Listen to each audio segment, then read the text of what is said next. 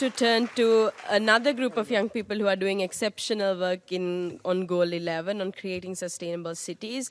Crystal Ma from UN MGCY.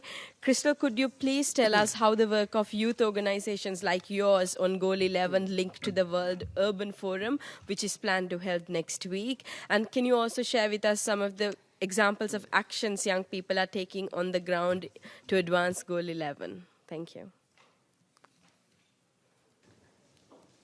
Yeah, so we're very happy to be co-convening this forum along with the Envoy's Office, DESA, and the Interagency. This is a good example of meaningful youth engagement as it's constituency-driven, so just like to say that. But every thematic issue has a territorial dimension. Issues should be defined within specific time and location constraints, differently within urban, suburban, rural, and peripheral contexts. For example, in many places such as the US, urban landscape development is actively shaped by hegemonic inequality and racism. By exploring an issue such as inequality with a territorial lens, we can better understand the functional relationships between places. In this instance, between industrial zones and residential suburbs, and consequentially, how to best address such issues. Space must be contextualized as not simply a container to be filled, but in itself an active designer of our social relations. Territoriality, spatiality, and other location-based considerations that are given to sustainable development address the reductionism of abstract logic, which brings about a falsified homogeneity and fragmentation in our everyday lives. People use space as per their social, political, cultural, and economic needs, and therefore real social change can only be brought about if the space we live in allows everyone the freedom to create, appropriate, and play with. Power over space is power over life.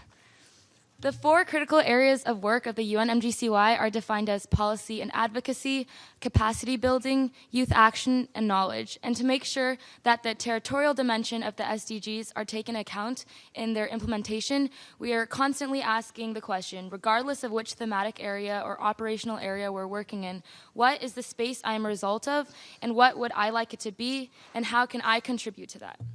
So, for example, if we look at globalization, which can be characterized along with a lot of things, but by a growing insecurity of the displacement of self-identification and community-based belonging by means of participating in a market-driven economy, and we see that localization could be a potential solution.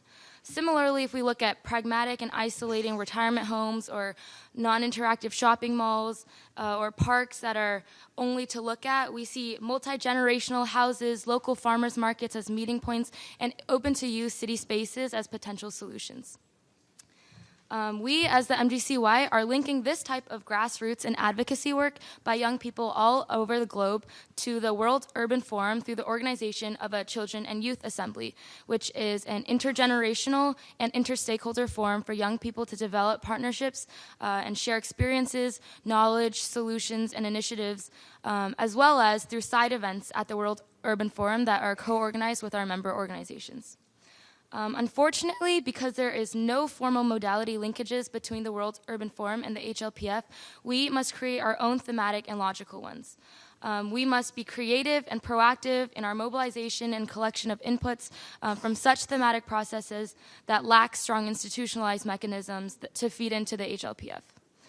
2 specific examples of how we're doing this are first, youth-led peer-reviewed science policy interface publications that are related to the themes of SDG 11 or Habitat, which provide young people a platform for dialogue to create an evidence base for best practices. And second, we also organize territorially topical webinars in partnership with member organizations as a capacity building activity for young people aimed at enhancing understanding, knowledge, and skills related to sustainable development, meaningful engagement in the UN system, and the various technical and political processes and organs of the UN. Thank you. Thank you very much, Crystal. I also want to acknowledge that Crystal is one of the youngest participants we have in the room, probably, and a good example that age doesn't really define the expertise you can have on a certain subject. I want to now dive in